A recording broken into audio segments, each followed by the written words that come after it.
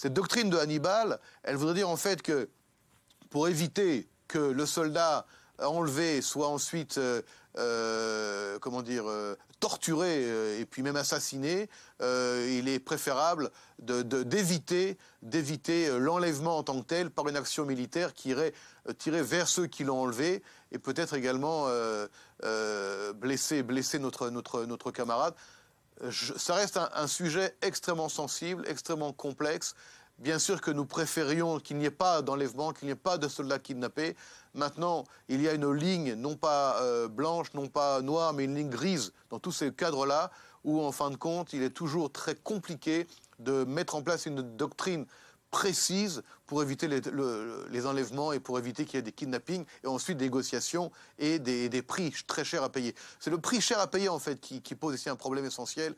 Aujourd'hui, il y a une société israélienne qui ne veut plus échanger des milliers de terroristes palestiniens ou du Hezbollah même pour un corps d'un soldat mort au combat. En tout cas, on comprend par vos propos que l'éventualité de l'application de cette doctrine Hannibal existe, même si on comprend bien qu'elle est inaudible, parce que rappelons que la conscription en Israël, elle est obligatoire, que ce sont des milliers de jeunes de 18 ans qui rejoignent chaque année l'armée israélienne pour 3 ans et que c'est un service obligatoire. Il est impossible aujourd'hui de tenir pour l'armée un discours en leur disant qu'on ne fera pas tout pour les récupérer en cas d'enlèvement. C'est ça la vraie problématique aujourd'hui.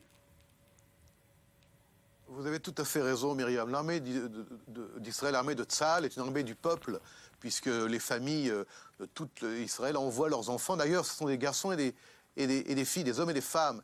Et je voudrais juste ouvrir une petite parenthèse sur le fait qu'il y a maintenant des femmes combattantes au sein de Tzahal qui sont également susceptibles d'être prises comme prisonnières de guerre et kidnappées par des groupes terroristes. Et là, nous sommes dans une nouvelle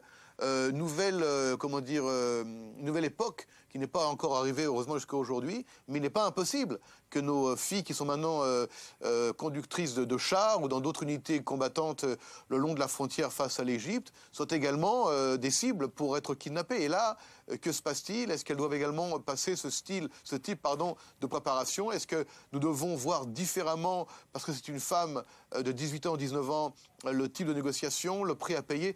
Tout cela fait, comme vous l'avez très bien mentionné, Myriam, c'est une grande question en Israël, parce que ce n'est pas une armée qu'on sort d'un tiroir et puis qu'on remet ensuite parce que l'action est finie. C'est tout l'État d'Israël, tout le peuple et les familles qui doivent préparer leurs enfants, les éduquer et les envoyer à l'armée pour 3 ans, parfois dans des situations de combat, de guerre. Et là, au niveau humain, la question se pose. Est-ce que l'armée fera tout au cas où mon fils ou ma fille est kidnappé par un groupe terroriste? Et souvent, les réactions des familles, des mères ou des pères, sont plus du tout les mêmes réactions que des politiques. C'est-à-dire que lorsqu'il s'agit du fils d'une famille, là, la famille fait pression sur l'État d'Israël, sur Tzahal, pour qu'il y ait le prix même le plus haut à payer, le plus cher à payer pour récupérer même le corps de son fils, qui est le cas actuellement des familles des soldats qui ont été tués à Gaza durant la dernière opération en 2014. Et le Hamas et le Hezbollah jouent très bien avec la sensibilité israélienne, avec, je dirais presque, la sensibilité juive, hein, mais c'est pas seulement juif, c'est israélien en général, de ces familles. Et on est dans la cruauté la plus totale d'un jeu des plus horribles où on joue avec la vie et parfois même avec le corps de soldats pour récupérer des acquis politiques ou le retour de prisonniers terroristes qui sont emprisonnés en Israël. Ça reste encore une fois un sujet extrêmement complexe. Et juste un mot, si vous me permettez. Dernièrement, très rapidement, il nous reste une petite le ministre de la dizaine de Défense, secondes. M. Lieberman, a parlé de la peine de mort pour les terroristes. C'est une des directions qui éviterait, dans le cas où ces gens-là seraient donc punis de la peine de mort et non pas détenus en Israël, éviterait le chantage. Ouais, en Mais tout cas, une la façon question là reste aussi encore de tout à fait diminuer ouverte peut-être en la question de Israël. la dissuasion.